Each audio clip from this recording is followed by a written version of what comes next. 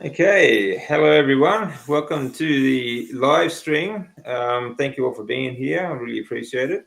Today we are talking about cancer, diet, and exercise. Got some really good information and some great guests today. Now we have Stacey Johnson from in America.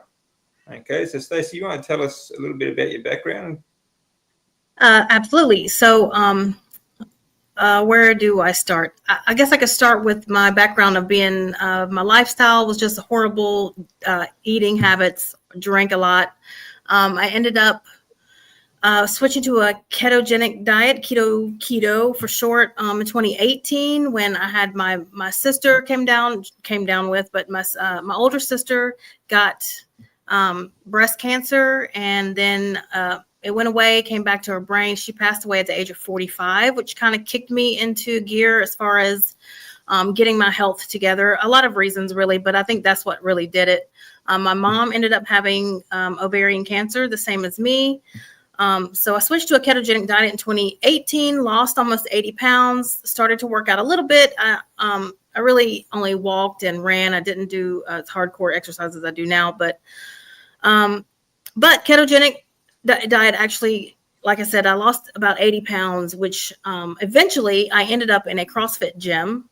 I had so much energy from that I ended up having to do something with the energy. So anyway, I ended up in the CrossFit gym, was doing great with that.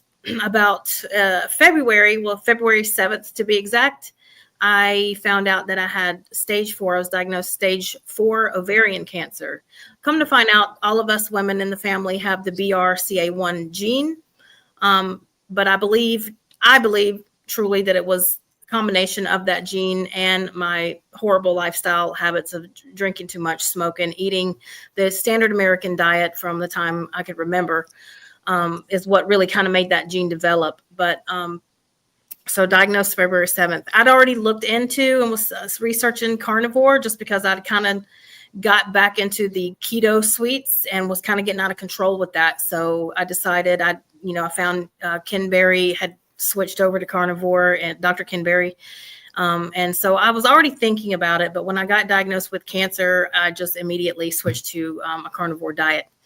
I'm not even kidding, within like probably a week, I'd already shrunk my tumors just by using carnivore. And on my channel, I can show my chart where I switched. Well, I mean, you guys can't see the day that I switched, but I switched February 7th.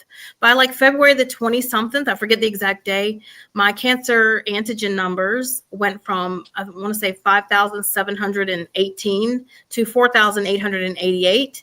And I hadn't even had my first chemo treatment yet. So that told me that the carnivore had already started to shrink my tumors. And then it just was, I don't want to say smooth sailing, because I did have chemo because it was stage 4 and I was afraid. I have 2 teenagers. But with the chemo and the carnivore, I beat stage 4 ovarian cancer in 6 months. So August the 13th, I got my all clear. My cancer antigen numbers were 11. I actually just had them done again on this past, I think it was the 7th actually of November, and my cancer antigen numbers were 7. That number keeps coming up a lot, 777, now that I think about it. But my cancer antigen numbers now are 7. Anything below 35 is normal. So again, I kicked stage 4 ovarian cancer, I believe, with the help of carnivore. I mean, and obviously chemo, but I had minimal side effects with the chemo. I mean, I'm not saying I didn't have side effects, but I never threw up one time the whole time I had chemo. I did have to be by a bathroom for other reasons. We don't like to talk about it, but I did have bad diarrhea, but I'm very tired and bones hurt from the shots that we get for the platelets and stuff. But other than that, it could have been way worse. And I truly believe the carnivore is what minimized that. Yeah. Absolutely. Those white cell injections they're horrible. The next horrible. day after treatment, I hated them. I agree. It's people say it's a genetic disease, but I mean, we all have genes that will manifest, certain types of diseases, but it's our lifestyle that actually activates those genes. Right. I believe. and the damage in the mitochondria that actually activates those genes. Yes. And like these are decades in the making as well. Like Yes. I was the same. Like my growing up, I was, mum tried to make us vegetarian, and it's always a low fat, high carb diets, and my whole life, just like I said, these things are decades in the making. Same with heart failure and things like that, diabetes. It's just so much of our lifestyle leads up to it. How about you, Sami? Yeah. Hello, everybody. I'm Sami from Japan. Like Stacey, I'm cancer 4, not cancer 4, stage 4, colon cancer patient. My diagnosis was 3 years ago. Back then, I was a vegan since I was 6. And having a PTSD traumatic events were going on. And also the fact that I was living in a moldy house. I was raised by a single mom, psychological problem, then, chemical problem. On top of that, I developed an eating disorder, taking into the consideration of my childhood trauma. It was almost normal. And my eating disorder took my youth for 25 years, where I took 250 laxative tablets a day. Self-vomiting 25 years. No wonder I developed the cancer. My cancer was, formed in my ascending colon and traveled to liver and lung and lymph nodes. The interesting thing, though, is that I wasn't so upset given the cancer diagnosis. Why? Because I studied biology, because I knew majority of the doctors and psychiatrists, they couldn't, find why I developed the eating disorder. So I had to study biology, biochemistry by myself. And that is why I came across ketogenic diet study. It was 2015, 16, somewhere around. And the thing is that when I went to psychiatrists, they prescribed me anti-seizure drugs for, eating disorders. I don't know why. And the thing is that I knew ketogenic diet originally designed for children with epilepsy, epileptic children. So maybe it works, I thought, and it worked.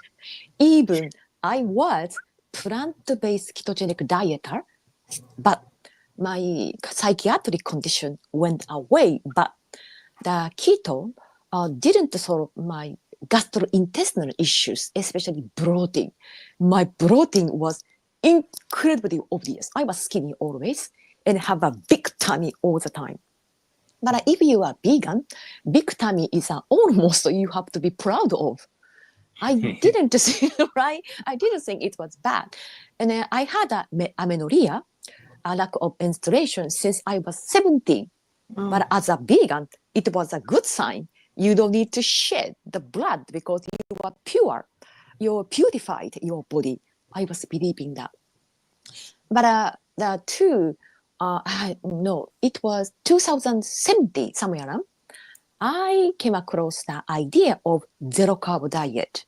Later, it was called carnivore diet. If you try to eat zero carb diet, it's gonna be carnivore diet, isn't it? Yeah. So I dove into it. It was 2018. Since then, I had been on carnivore for 5 years before my diagnosis. Already, I knew the ketogenic approach for cancer. That is why I had a confidence in, ketogenic carnivore diet. That is why I wasn't so devastated from the, my terrible diagnosis or prognosis. So getting advice from Dr. Seafree from Boston College in the States, I was convinced that, okay, I'm not going to die soon because I've been on a ketosis. I've been eating a meat, right? Yeah. So I'm being on kind of the high-fat carnivore. I think you guys are on this, category. What else? Oh, in terms of my exercise, since become a carnivore dieter, my energy went through the roof. Became it's the same story, right? Too typical almost. And then became the personal trainer. And my focus is still strength. What else? The thing is that quite recently I stopped going to the gym, not because I gave up exercise, just because I found that exercise at home. Sorry. Yeah. Yeah, that dog got excited to my story. Give me 1 second. I apologize. All right, go on. 1 second, guys. All right. No worries. And then, so where was I? Still I do exercise on an everyday basis, focusing on the strength and a little bit hypertrophy. Exercise is very important. I am experiencing how important exercise is. Yeah. That is that's great story, Sami. Thanks very much. Yeah, it's amazing how diet is one thing, like getting all the nutrients that we need obviously is like vitally important, but the next thing you need on top of that is movement. You have to move our bodies, and we are built to move. And like I keep saying to people, our lymphatic system is absolute proof of that. Without movement, you can't get these nutrients around your body, through your lymph fluid. If you understand the lymphatic system, then you know that you have to move, and the more you get throughout the day, the better. So there's a few things I'd like to talk about. First, I might talk about any tips and tricks that you guys may use, anything else that you use apart from diet. What about you, Stacey? I use, so I've got a few videos on this talking about life hacks. Talk about light, we talk about the circadian rhythm, we talk about grounding, talk about exercise again, of course. So anything else like that you may use, Stacey?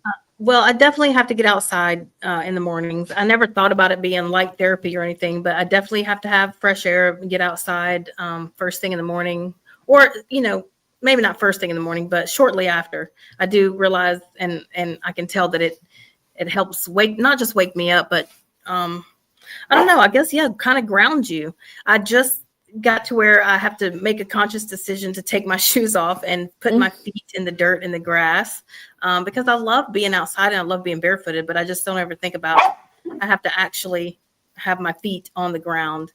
So I'm trying to get into that more. I definitely meditate. I try to meditate at least once a day.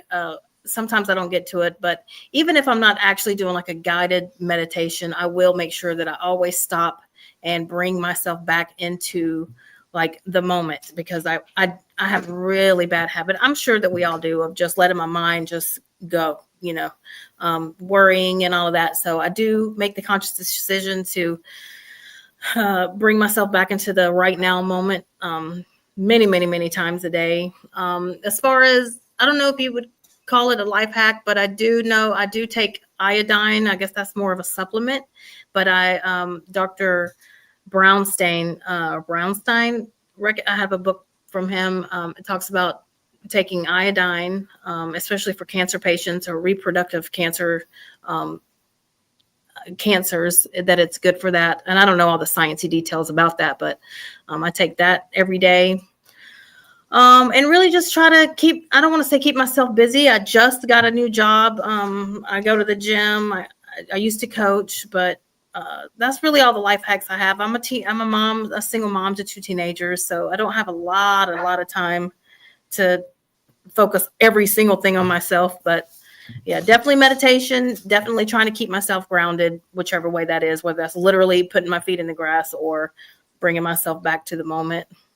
Yeah. Kind of things. Yeah. Stacey, you look so young. I was surprised that you girls and stuff. You. Wow. I thought that literally you are. I turned 46. I don't know, girl. I'm 46 years old. Turns 46 in September. But thank you. I appreciate it. Yeah. I just telling the truth. Brilliant. Yeah. Iodine is something I use as well. Yeah, if you don't get a lot of seafood in your diet, iodine is really good to supplement with. If you know, you can get little liquid drops and just put in your water. Yep, that's what I use. Yeah. Yeah, I don't get a lot of seafood. I'm not a big seafood fan. I like shrimp, but we just don't eat a lot of it. But yeah, it's kind of hard to get to. Depends on where you are. You know. How about you, Sami? Oh yeah, I just wanted to touch upon the iodine story. I'm Japanese, that's why we eat a lot of seafood, in the form of the fish and seaweeds. That's why I don't put the iodine into my diet. It naturally get into my system. I eat dried seaweed. Not because I'm thinking about iodine or just a Japanese taste, crave for something ocean.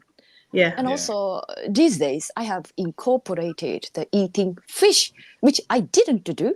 I was believing that I just eat the beef and it's gonna be all right. But the two reasons actually I incorporated the fish. One is due to the fact that price hike. It's no joke to buy only beef. And so why not, incorporating fish? So that's a financial reason. Second reason is the importance of thinking about the omega-3 booster. Yeah, many people take an omega-3 supplement, which is fine, but there is a concerning thing to think about Lancet, omega-3 supplements. So that is why not eat the fish, which is readily available as a Japanese culture, Japanese eating culture society. So that is my protocol of iodine not supplementation. Happen to eat a lot of fish. And another fact, in terms of what? I think you guys can agree upon the fact that I'm not going to think about the, life hack for just the cancer management. Yeah. Now, cancer management is something that happens to be taken care of by living a healthy life. That life that's gonna like a boost your mitochondrial function. For example, exercise are one of the biggest factors, and also aside from the diet, this is the thing. You guys said that meditation is important. Yes, important, but I'm not very good at meditation. I'm terrible. I'm really terrible at it too. You?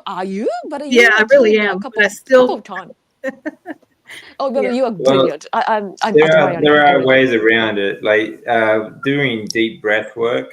Can actually will actually put you in a meditative state. I know this. Which is what I use because I tried meditation a lot, like years ago, but for me, I wasn't very good at it. I couldn't just clear my mind and right.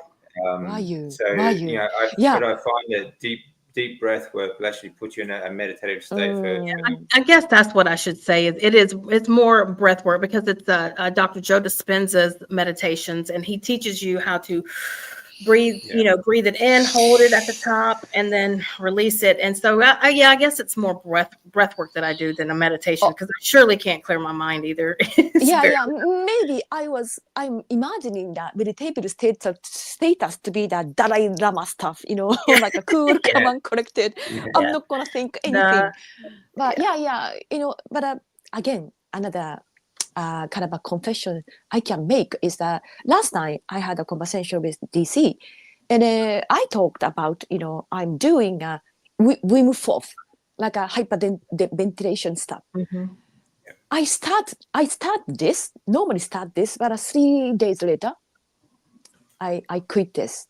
It's my kind of bad habit. I'm gonna do it tomorrow. I'm gonna do it day after tomorrow, and not doing right now. Procrastination in terms of the spiritual kind of the meditations and breath work and breathing techniques, all of that. But I mentioned it now. I'm gonna do it from today. I don't know how many times I made a commitment. It's a learning process. It's hard to sit. It's so hard for us humans to just sit and do nothing and think about nothing. It's difficult. Yeah. But aside from that, my kind of a poor spiritual practice, I tend to be very optimistic about my cancer. Sometimes I'm kind of dwelling on my life and oh shit, I should have doesn't said that kind of regret. But in terms of the cancer, I'm not so obsessed with cancer. That is my hack, actually. Yeah. Same. I agree with that. Yeah. I agree. Like I never try to dwell on it. I never try to think about it, or it's really just actually I try to put it out of my mind as much as possible. Even when going through treatments, like it would be I would try not to think about it until like the day before, sort of thing. Right. And then once it's done, okay, it's done. Now what can I do the rest of through this time? Just recover and try and sort of focus on that, Right. But the three of us, we happen to be, positive cancer patients, very positive.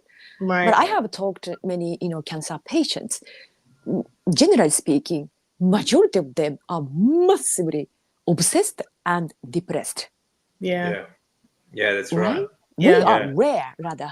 I think a lot of it has to do also with, those people aren't eating the way we do. And I've noticed when I got all of the sugar and all, I mean, my depression, I PTSD, severe anxiety, most of that, and I'm not 100% recovered from that, but so much of it has gone away. And I think that also helps us stay positive, even with the cancer, is the fact that we don't have all of that crap in our system, and those people do. So it's hard for them to get out of that, that mentality, because they're still putting in the junk and the poisons and stuff into their brain, which just completely messes our mental and emotional health up, I believe.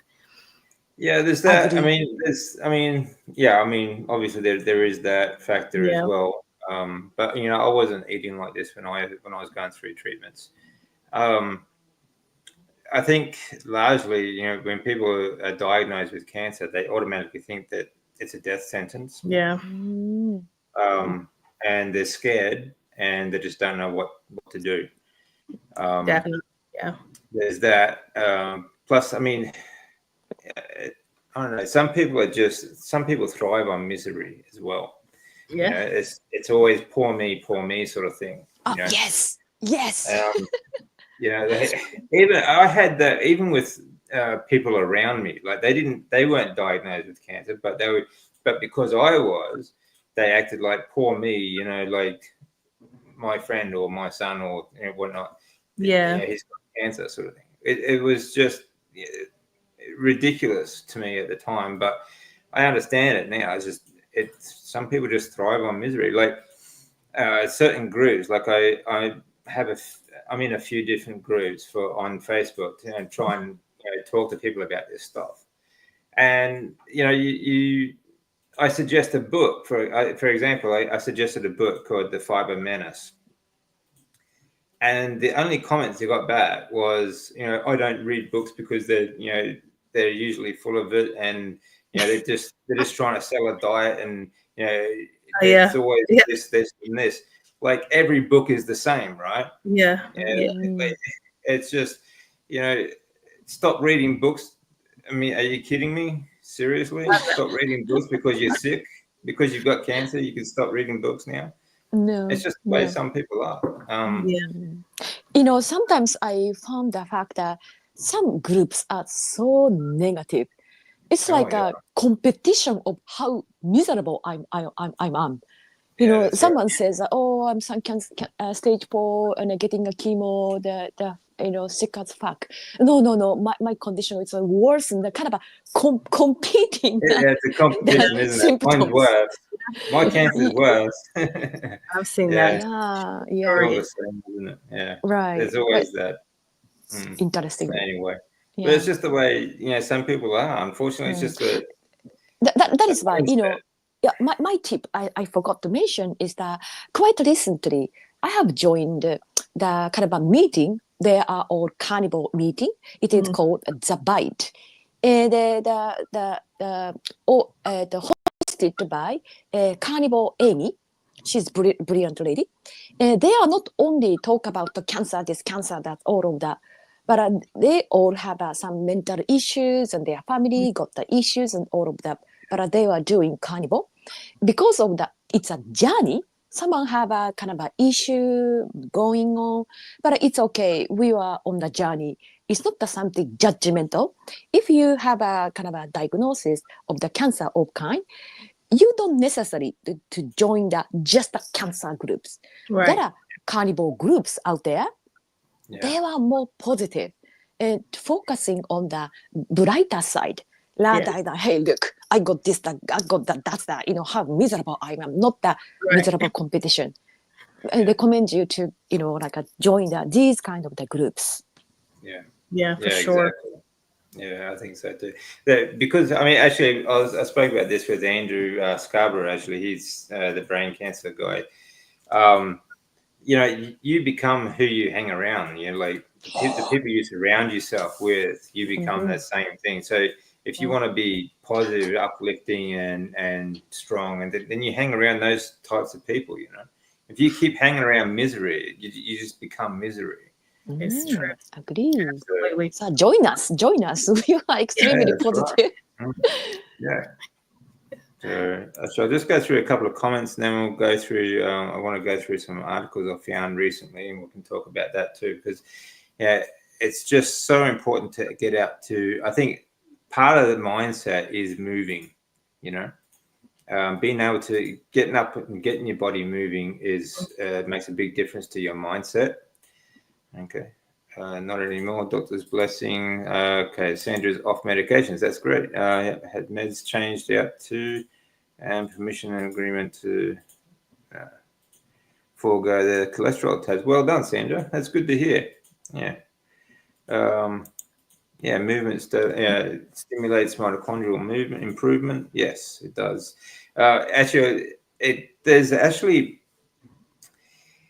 There's a lot of things that stimulate the release of stem cells. Like stem cells basically that they are cells that, like in their infant form, will become other things, like part of our restructuring, rebuilding our bodies, recovery, things like that. The length of the telomeres on the stem cells, for example, will determine like the longevity of each cell, which is basically your aging process. So the shorter they get, the older you get, right? Or the faster you age, I should say. But things that stimulate the stem cell, I mean, you always produce stem cells, always do. You always produce the same amount. But the problem is, as we get older, for example, we release less. So there are things that you can do to stimulate the stem cell production, okay, or the stem cell release in your body, and to lengthen the telomeres of each stem cell. One is to eat meat. There's been several studies that have proven this over the last year, that eating meat, red meat, will stimulate more the release of more stem cells and the length of the telomeres. And fasting is another one. Yep. And exercise, especially high intensity exercise. High intensity exercise, sprinting, lifting weights, that sort of stuff, resistance training, will release more stem cells. Okay. There are nutraceuticals like these products here. These are real products. They also do the same. They will also stimulate stem cell release and longevity of the telomeres on each of the stem cells. So there are 4 things that people can do. 3 of them you can do for free. You can exercise for free. You can fast for free, and you can eat red meat. Well, it's not exactly free, but it's not that expensive either, is it? And actually, what you're talking about before, Sami, as well, like seafood, the omega-3s. Omega-3s, that's plural, okay, because there are different types of omega-3s, right? And what we get from fish, okay, seafood, all right, is EPA, DHA. The Carbon EPA, 20 DHA, to 22. these are bioavailable to us. When you get the supplements, for example, more often than not so much due to, I mean, it's not just because of the processing. Apart from the fact that it's very highly processed, it also comes in capsules and things like that have things like xanthan gum and things like that in it. but it's a processed form. It's like a factory-made sort of supplement that your body generally just can't absorb anyway. So, like I say, when people want to supplement with D3, for example, D3 is a hormone that is produced in your cholesterol. So if you want to supplement D3, eat more fat, eat more animal fat. Yeah. It's also much lower in deuterium. When you get processed supplements, okay, deuterium is very, very high in these processed supplements. All processed foods, like supplements, and whether it's health food or not, like protein powders, are very, very high in deuterium, which clogs your Krebs cycle in your mitochondria, which causes damage. Okay, so these are things that people need to be aware of as well. Oh, I feel guilty about it because I'm a supplement taker. Not because the supplement for just the cancer. I do have a little bit sleeping challenge. Last night I slept 5 hours, and to kind of help my sleep, I have taken a little bit out of supplements. When you hear this, I feel like I should let's say make an effort to reduce supplements. What do you think? Yeah, I mean, the point is you want your body to produce as much as it should do. Like, so when it comes to hormones, especially like D3 or testosterone or anything else, you want your body to produce that naturally. And if you are linked to this, which, circadian rhythm biology is actually really powerful. Circadian biology. Oh, hello, little puppy. He won't leave me alone. I see you here barking in the background. I apologize. That's all right. But circadian biology is really quite powerful. And what it does is, like, getting the sunlight first thing in the morning, it sets your body up to create these hormones throughout the day at certain times. So these hormones are released in our body at different times to give us a different effect. So, like, in the morning, you get cortisol to wake you up. It's a wake-up hormone, right? In the afternoon and evening, you get melatonin, so that you can start getting sleepy, tired, and have a good night's sleep, that sort of thing. So when you take supplements, you sort of throw off that the balance hormone production as well. So depending on your timing, you have to get your timing. If you're going to supplement, you have to get the timing of the supplement right as well. Sure. I kind of have a understanding of the kind of let's say circadian rhythm and supplementation for certain that period, certain time a day to maximize or kind of align your biology. So here's my challenge, or maybe challenge to you to ask this question is that I've been on Carnivore over 8 years, high fat, and I normally don't cheat. My cheating would be using soy sauce or miso, whatever. That's the level of my kind of a strict carnivore life. Though my, let's say, hypothyroidism never gonna solved. My, the low of sex, all of the 3 sex hormones are incredibly low, regardless. And I get that morning sunlight and not grounding because I live in a very industrial area. But majority of the thing, I get it right. But still, I don't produce any proper amount of hormones. What can improve upon? What I could have done? Well, I think you're doing most things. I mean, like, the fact is, like, coming from where we come from, it's going to be very difficult to get. I don't think it's ever going to be perfect again. Right? We live in a very unnatural sort of environment at the moment. There's been a lot of damage done. That's why you got sick in the first place. So these are things that just may take a long time to recover from. But myself, I'm like 10 years remission, but I'm still producing low. Yeah, well, it's great, but I'm still producing low platelets. And it's still producing because of the damage from the chemo. Would you say? Yeah.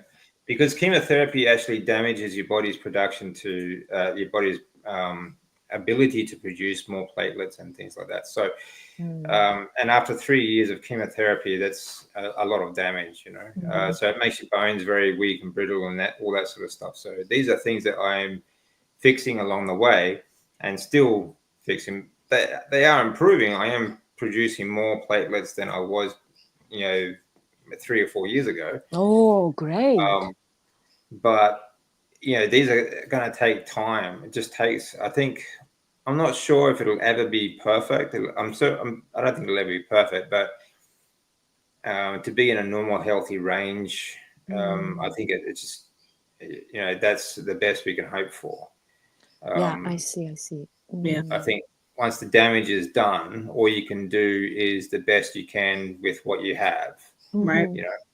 Yeah, So agree. I'm not worried about it though. I'm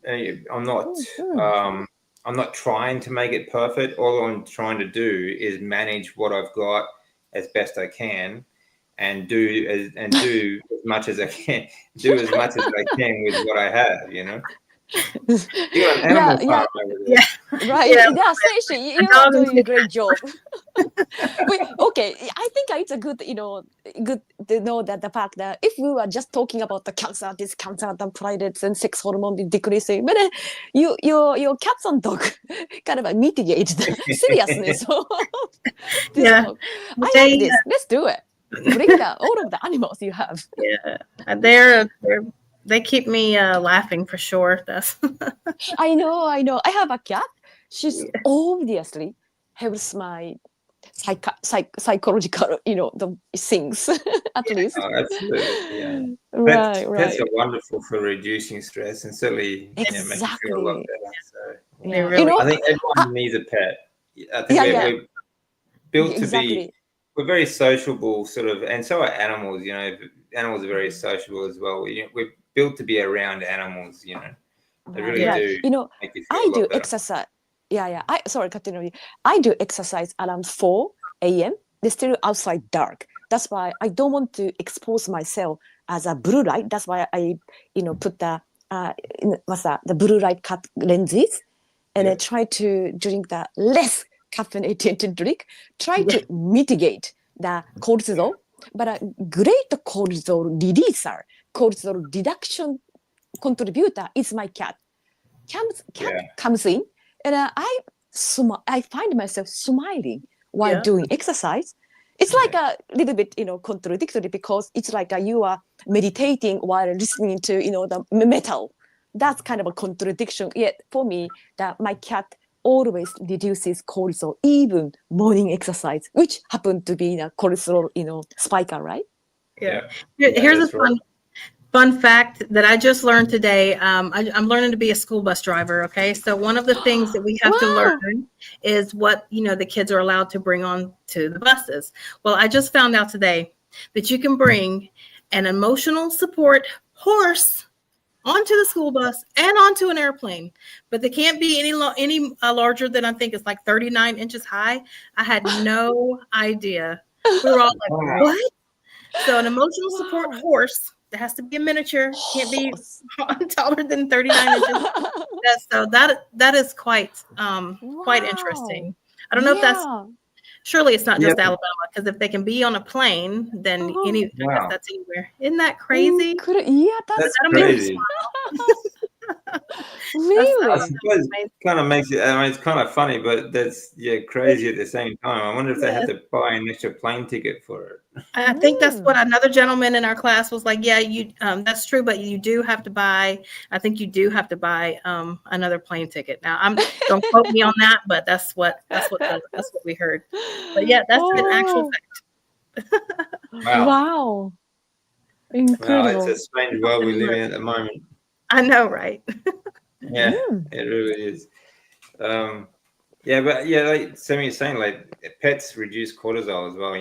But light is another thing. See, getting light at the wrong part of the day will actually increase cortisol. Okay, which can cause a lot of damage as well. Diabetes, like obviously blood glucose levels, feed cancer and things like that. So can I share with you one thing? I'm sorry. I should have said that. The fact that I was on the CGM, and then what I realized or what I discovered was the fact that 1 year ago, I was on the continuous glucose monitor, CGM, and then I went to the gym. I was doing exercise around 3 or 4 a.m. and exposing myself to the bright LED light. I observed the glucose spike. I thought, of course, I'm doing, lifting weight. Of course, I should, have a high glucose, the bump. Now, I do the same kind of intensity in the volume at home, and wearing blue light cut lenses, touching my cat completely. My glucose is flat as hell. Yeah. You see the blue light kind of exposure when sun is out. Sun is haven't come out yet. Increases your glucose. Interesting, isn't it? It does. Very. Yeah. So that's when you have to be really careful about the timing of these things as well. When you get people don't understand, you get this blue light. It's not just from light bulbs that these LED lights and things. You get it from computer screens. Okay, so that's why I just fluorescent put these lights on to show, because these are blue light blockers for computers during the day. You don't want to block it all out during the day because you want to stay awake. Right? You don't want to produce melatonin at the wrong time. But when working on computers, these are like 50% blockers. And the more natural light you get, the better it is. Like the infrared light you get from outside is also great for not only for reducing your cortisol, but also because it actually helps stimulate your hormone production, like D3, testosterone, and all your IGF hormones, which also help you to burn fat, okay, and obviously to mitigate other things as well. So and also stimulates your lymphatic system and producing more ketones from fat, if you're fat adapted, of course. So it's really important, light. And I think probably one of the best people, you like Jack Cruz, Dr. Sarah Pugh. There's a lot of these great people talking about light effects that people should go and check out. It's really important, actually. And it's more important than you think. Yes, definitely. Yeah. I mean, that's why people that are like, military people that are stationed in Alaska and places like that, they have to have light therapy or they will get like clinically depressed. And so, yeah. And depression through winter is usually very high as well because people stay indoors more. Yeah. Suicide rate is off the charts there.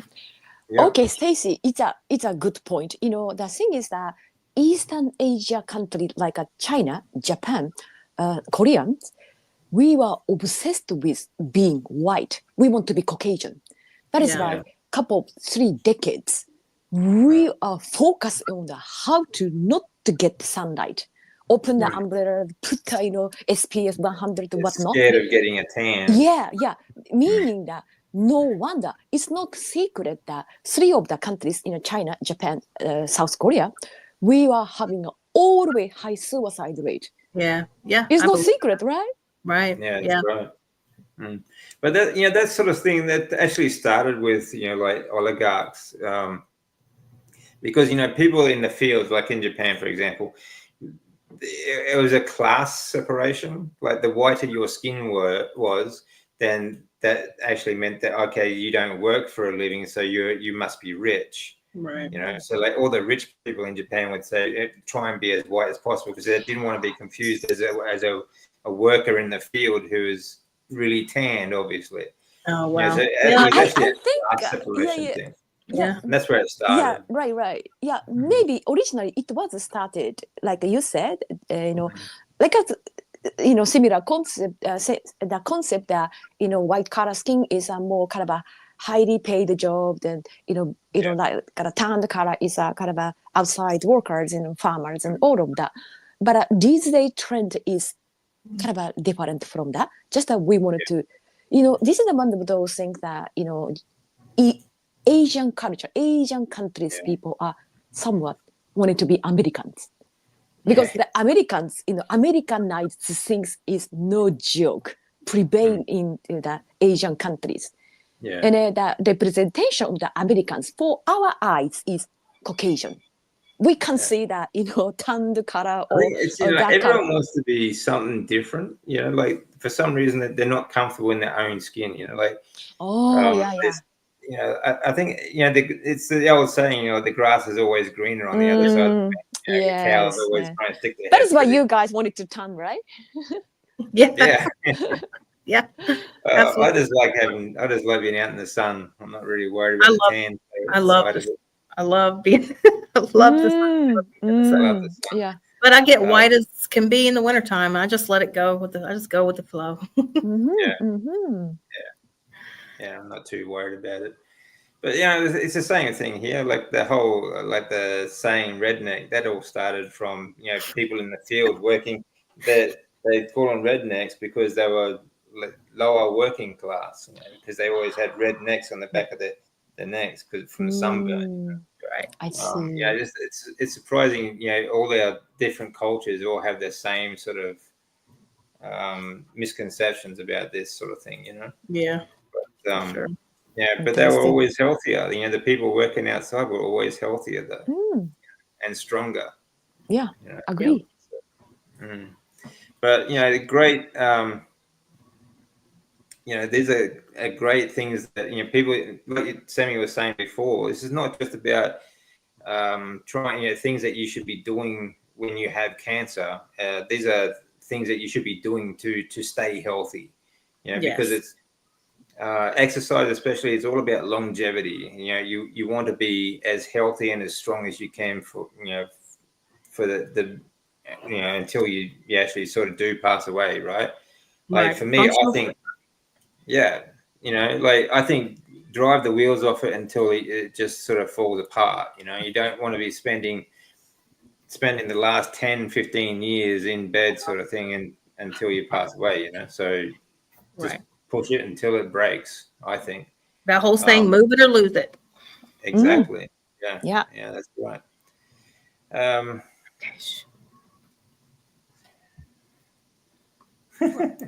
You say redneck like it's a good thing. Yeah, I think it's a good thing, mate. No, yeah. Yeah, I think stronger, healthier people, and actually will approve it because let's have a look at this. Now, I came across a couple of studies on the NIH website, and it's showing that exercise, especially high-intensity exercise, actually inhibits the uptake of glucose and glutamine by tumors. Okay, so selectively, like only tumor cells aren't like not able to. Metastasized Oh, tumors. Interesting. Yeah, so to inhibit, because the actual, not so much the cancer, but the actual growth of tumors. The main fuels are glucose, obviously, but it will feed on glutamine as well. But there are a number of things that we can do to, because we're on the carnivore diet, we do get glutamine from meat, but there are things that we can do to inhibit the uptake of glutamine by the tumors to grow. So what these articles are showing is that exercise will do that. But there are other things as well. Recently, I came across D3.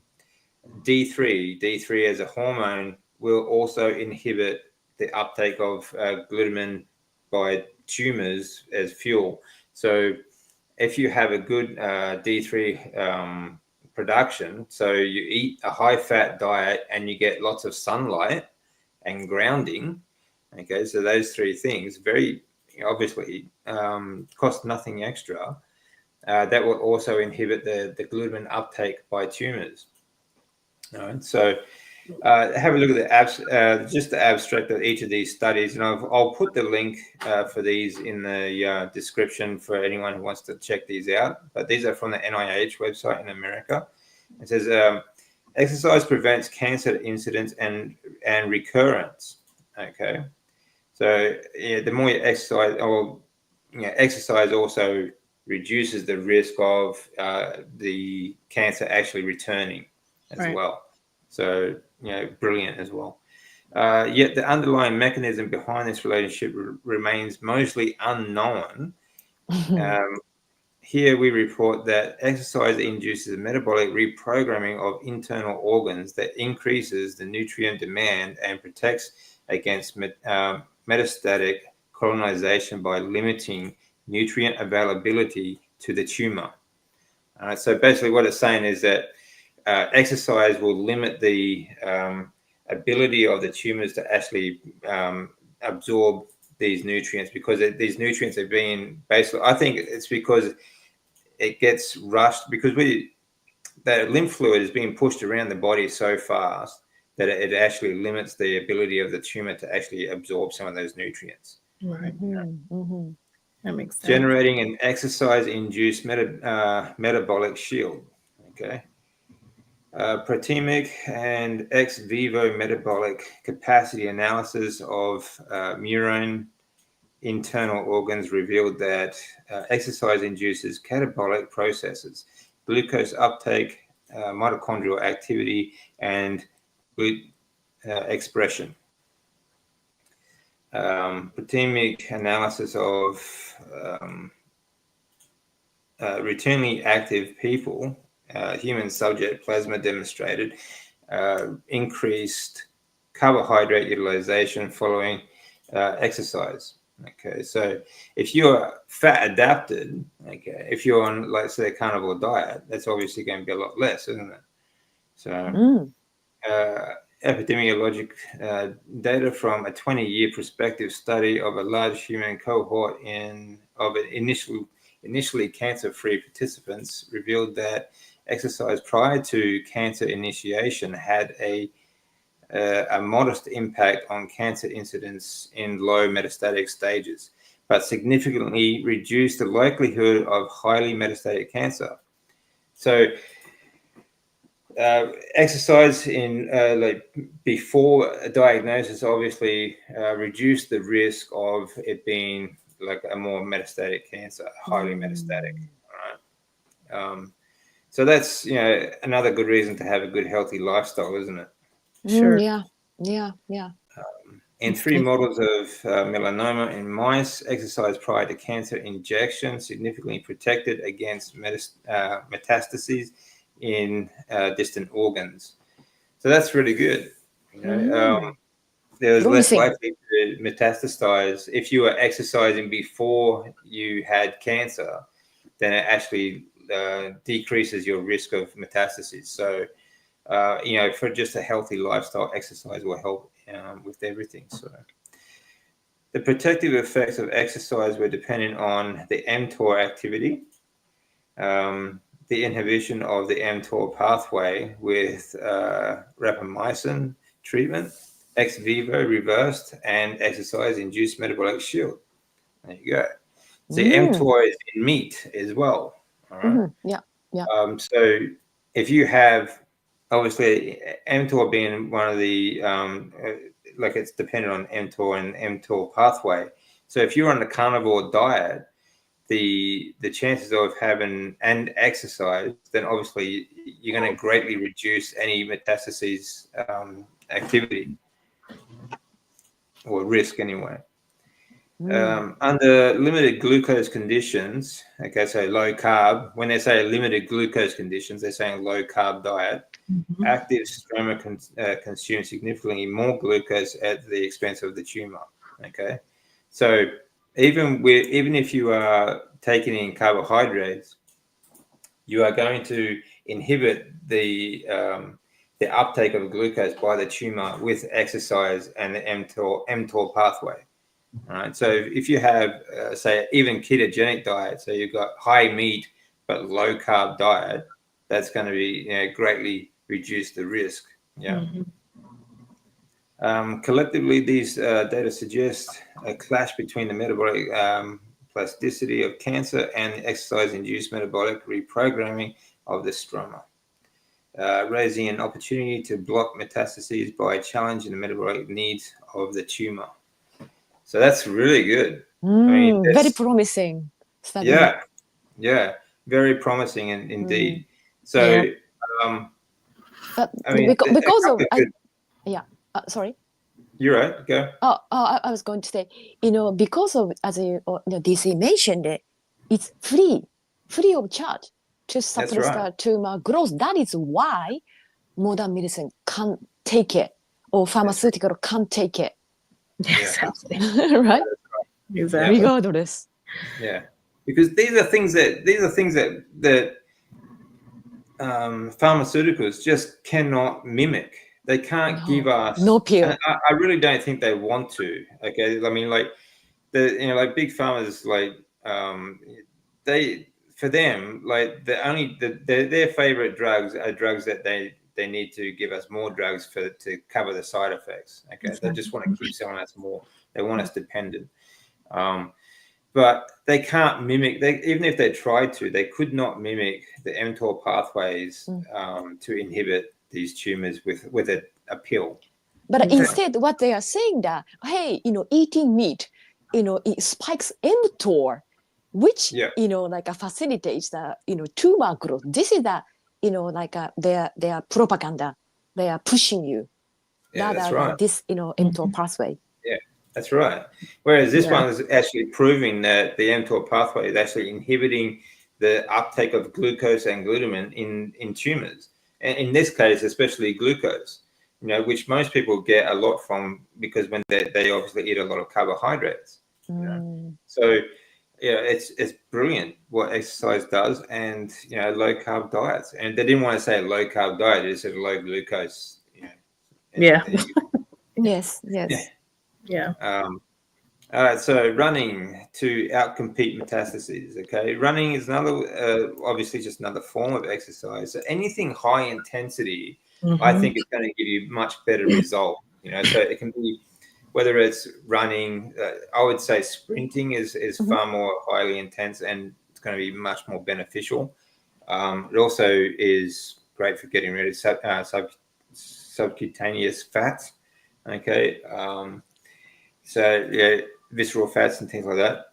But apart from that, the more intense the exercise, the more muscle recruitment is going to happen, and obviously you're going to get more stimulus by the lymphatic system and other things. So anyway, let's read this one. The role of exercise in cancer progression is an emerging field of research with intriguing evidence for physical activity playing an inhibitory role in cancer onset.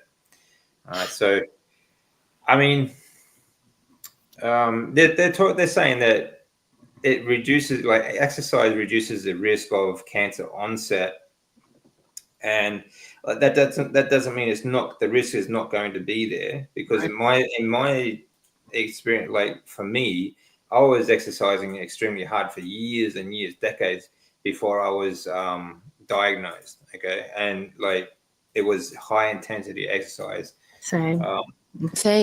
And not years, but yeah, but it was. I think it was. For me, it wasn't so much the lifestyle; it was the diet, because it was. Right. Yes. I wasn't doing things like grounding or worried about light or anything like that either. But it was a highly processed diet. It was all, the so-called health food industry foods, like protein powders, supplements, and also I was the supplement king. All right, I had pre-workout drinks, I had intra-workout drinks, I had all sorts of stuff going on. Typical. Yeah. And especially it was an especially low-fat diet for far too long, because fat that is was bad. the education. It was always, you had to be a low-fat diet, otherwise you wouldn't get six-pack abs. Right. Just nuts, absolutely insane. I was vegan, by the way. Yeah, Yeah. I tried it all. I was all the things. We Yeah. all been there. Well, see, this is the thing. We've all tried it all. We've all tried these. We've tried being vegan. We've tried being vegetarian. We've tried all these different things. You know, and I spent almost a decade just eating chicken breasts. You know, skinless chicken breasts. Yeah. I hate chicken breast. I'm right there with you. Yeah. So in the recent publication, Shim Bohm, and colleges demonstrate the impact of physical exercise on melanoma, primary tumor growth, and metastases. They established that physical exercise decreases metastatic spread using both human epidemiologic data and vivo models of melanoma metastases.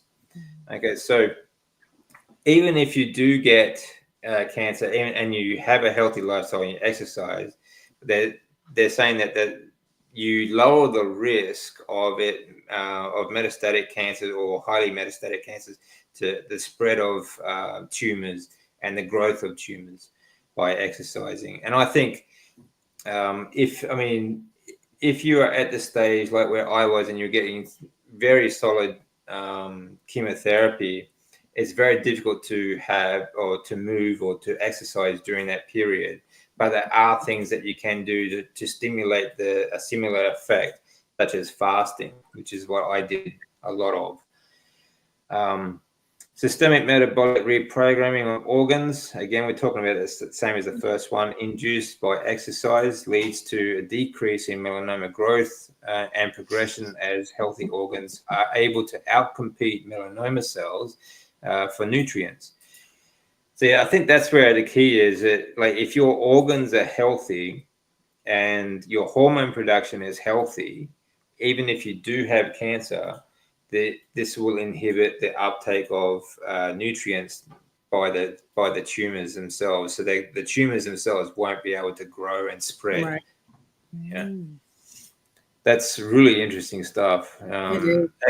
Exercise led to systemic metabolic changes in carbohydrate metabolism, glycolysis. Okay, so that means that it won't be able to pick up the glucose. Okay, if you are on a carbohydrate diet, well, less anyway. It will still take. It will still get some of it if you're on a carbohydrate diet. But if you're on a carnivore diet and you're fat adapted, then obviously the glucose is not a concern. Right. And oxidative phosphorylation as well as mitochondrial biogenesis. Interestingly, the metabolic shield created by exercise could be reversed using the mTOR inhibitor, rapamycin. Again, this study highlights the importance of metabolic plasticity in metastases and uncovers a direct link between systemic metabolic reprogramming and the mTOR signaling. So again, we talk about mTOR, which again we get from meat. So again, it's really about a low-fat diet. A low-carb diet, and carnivore is obviously going to be the lowest in carbohydrates that you can get. It's also the lowest in deuterium. So just from a cellular level, deuterium, carnivore diet is the lowest in deuterium. So carbohydrates are very high, and especially seed oils are extremely high, and ultra processed foods. So Right. But I just thought that was really interesting that exercise actually will reduce the risk or reduce the uptake of glucose and glutamine by through the mTOR reprogramming in healthy organs. So just another great reason to keep moving. Keep your body moving as much as you can. Definitely. And that doesn't mean you have to exercise like we do, or that you have to do like as hard as you can, sort of thing. Right. This all depends on where you are, where you are coming from, what your level is. Yeah. I started out where you're comfortable. Yeah, I started out with just 30 minutes a day, walk, run. When I first started keto, I was 206 pounds, so I couldn't move fast anyways. But Yeah. just starting out there, and even that, just doing that and getting your blood pressure up, your heartbeat up and moving, like you said, it does so many different things. It not only is it depleting all of the sugar that you're putting in your body, but it's it just helps your mental. It's another way of meditating, even like running and just focusing on your breathing. It can be a way of meditating. And I see. it's good for. I shall incorporate that. Thank you. Yeah, even if you're just like I said, I couldn't run for very long at a time. I would have to run a little bit, run a little bit before I knew it. And once I really got into being fat adapted, I was running for an hour straight and didn't even realize that, I hadn't stopped one time. And before that, there was no way I could run without stopping for that long. But yeah, like you said, starting anywhere, even if it's just walking for 30 minutes and then just every 30 seconds, sprint or run, walk for a little while longer until you can get longer and longer at it. Yeah, even just stand up, do body weight squatting, 10 reps. Squatting. That start from here, right? Yeah, as I already mentioned, you don't need to go to the gym to lift the irons and stuff, right? That's exactly. Right. I mean, it depends on where you're at. Like, I mean, after my chemotherapy, I couldn't even walk. So it started with deep breathing exercises because at the time I couldn't even breathe properly because my muscles were so seized up and dried out that I couldn't even do that. So it depends on where you are. But like I always say, like, start with what you can do, and what you can do will get bigger and better. It will grow. Exactly. Okay. Exactly. So like every small step helps, and eventually those small steps will get bigger and faster. Absolutely. So that is, I just figured, like, do what you can now, and what you can do will grow. So absolutely. And there are other things. I do have. Last week I put up a video for people who have ankle problems, ankle strengthening exercises. These exercises are also very good for circulation, not just for your, also for blood circulation. Okay, because the muscles in your calves, okay, that's the pump to push that blood that's already been pumped down. That's the pump. The muscles in your calves are the pump to push that blood back up to your heart, so you can avoid conditions like deep vein thrombosis and things like that. Yeah. But it's also the pump for your lymphatic system to get that lymph fluid back up to your body so that you can make all these hormones, keep your organs healthy, and avoid conditions like lymphedema and lipedema. Okay. So, with these fluid buildups in the lower limbs and things like that. And also when you go through oxalate dumping, you get gout and things like that. All right. So exercise circulation is really important. Okay. So, and it doesn't have to be a strenuous exercise to start with. It can be very simple as just ankle exercises for to strengthen your joints. All right. So, any last bit of advice, ladies? Well, yeah, just be happy, right? Yeah. Without being happy, how could you survive from deadly cancer? Anything. Yeah, I agree with that. Choose, make a choice at the beginning of your day to be happy and de-stress, and I would say the same thing. And then, like you said, just start anywhere. Just start where you can, no matter what it is, whether it's with the diet and exercising. Start with just cutting out the sugar, and then go from there. Yeah, exactly. Okay, so Stacey, where can people find you? You can find me at my YouTube channel is Cancer. Look, I always get confused. Carnivore, Cancer, and CrossFit. My journey. Or you could put in the handle at Beating Cancer with Carnivore. That is my YouTube channel. That's where you can find me. Good. I'm gonna subscribe immediately. Thank you. Of course. And where can people find you? Right. I'm active on Instagram. Guest Sami. Find me and say hello to me. Yeah. I recommend go have a look at these channels, guys. You can follow. Sami does have a YouTube, but she does most of her work on Instagram. I left YouTube. I need to convert. I have an Instagram, but I don't really post a whole lot. I forget about Instagram. I'm kind of old. I'm still not hip to all the socials and stuff. So I just usually I'm a bit of a I just my tech YouTube channel was destroyed by big conglomerate. Yeah. Sammy's really big on Instagram. Actually, does a great job. That always has fun little videos that you can go and watch as well. I'll find you on there, Sammy. Please go thank you. subscribe and follow. Wonderful ladies here. They've both beaten stage 4 cancer, and myself. I've done it twice. Exercise, carnivore diet, lifestyle changes. You can manage your cancer, and you can have a good, healthy lifestyle. It's like I said before, it's about managing where we are, and we're not looking for perfection. We're not looking for trying to turn back the clock. We're just trying to manage where we are now, and so far it's doing pretty well, I think. Absolutely. Yeah. All right, guys. Thanks very much, everyone, for coming and watching today. And if you have any more questions for any of us, please leave them in the comments below, and we will get back to you as soon as we can. All right. Thanks, guys. Nice to meet you, Thanks, Sammy. everyone. Bye. Nice to meet you, Tracy. Bye.